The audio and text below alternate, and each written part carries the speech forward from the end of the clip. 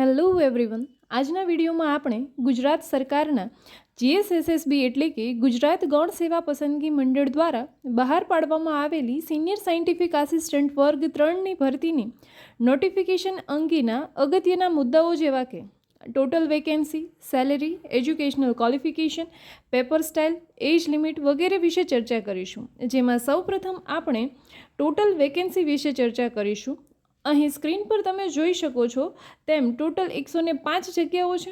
તેમજ category wise જોઈએ તો જનરલની 44, EWSની 10, SCની 6, STની 19, ACBCની 26 જગ્યાઓ છે. તેમજ આ જગ્યાઓ પૈકીની મહિલા માટેની અનામત જગ્યાઓ પણ સ્ક્રીન પર તમે જોઈ શકો છો. તેમજ માજી સૈનિક માટેની જે 10 સીટ રિઝર્વ છે તે પણ જોઈ શકો છો. ત્યારબાદ આપણે પગાર ધોરણ વિશે ચર્ચા કરીશું. આ જોબ જે છે તે સુપર ક્લાસ 3ની પોસ્ટ છે, જેથી તેની સેલેરી 49,600 રહેવાની છે. આ સેલેરી પ્રથમ 5 વર્ષ માટે ફિક્સ હોય છે અને 5 વર્ષના સમયગાળા બાદ તેમાં જુદા જુદા એલાઉન્સીસ અને પગાર વધારો મળતા હોય છે. ત્યારબાદ આપણે ચર્ચા કરીશું એજ લિમિટ વિશે.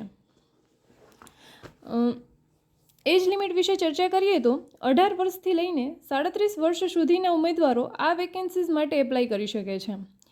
આ ઉપરાંત જુદી જુદી કેટેગરી વાઇઝ એજ રિલેક્સેશન પણ મળવાપાત્ર થતું હોય છે, જે તમે સ્ક્રીન પર જોઈ શકો છો. આ તમામ એજ રિલેક્સેશન જે છે તે મેક્સિમમ 45 વર્ષની ઉંમર સુધીનું છે. આ ઉપરાંત જે છે માજી સૈનિકો માટે 3 વર્ષની જે છે તે વધારે છૂટછાટ હોય છે, તે તમે સ્ક્રીન પર જોઈ શકો છો. ત્યારબાદ આપણે જોઈશું એજ્યુકેશનલ ક્વોલિફિકેશન.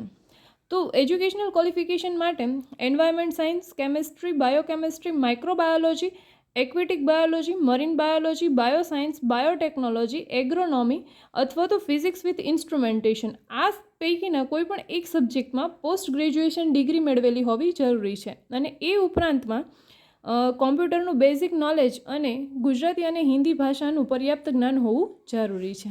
ત્યારબાદ આપણે જોઈએ કે એસીબીસી કેટેગરીના જે કેન્ડિડેટ્સ છે એમના માટે નોન ક્રિમિલિયર સર્ટિફિકેટ જે છે તે તારીખ 1/4/2023થી 22/5/2025 સુધીમાં મેળવેલ હોવું જરૂરી છે. અને મેરિડ ફિમેલ કેન્ડિડેટ્સના કિસ્સામાં આ સર્ટિફિકેટ જે છે તે માતા પિતાની આવકના સંદર્ભમાં રજૂ કરવાનું હોય છે અને તેમના પતિની આવકના સંદર્ભમાં જો રજૂ કરેલું હશે તો આવી અરજી રદ ગણાશે. ત્યારબાદ આપણે જોઈએ કોમ્પ્યુટરની જાણકારી. કોઈપણ સંસ્થા અથવા તો સરકાર માન્ય યુનિવર્સિટીમાંથી કોમ્પ્યુટરના બેઝિક નોલેજનું પ્રમાણપત્ર મેળવેલું હોવું જરૂરી છે, અથવા તો ડિગ્રી, ડિપ્લોમા ધોરણ 12 કે 10માં કોમ્પ્યુટર એઝ અ સબ્જેક્ટ તરીકે હોવો જરૂરી છે.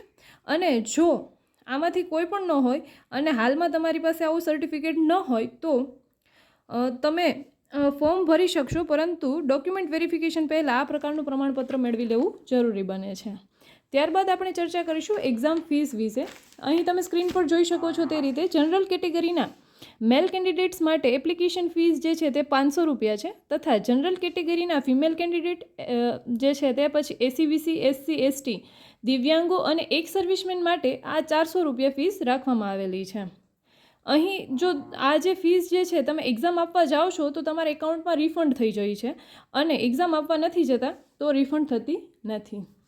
ત્યારબાદ અરજી કરવા માટેની વેબસાઇટ જોઈએ તો ojas.gujarat.government.in પરથી તમે એપ્લિકેશન કરી શકશો, જેમાં લાસ્ટ ડેટ જે છે તે 22/5/2025 સુધીની છે.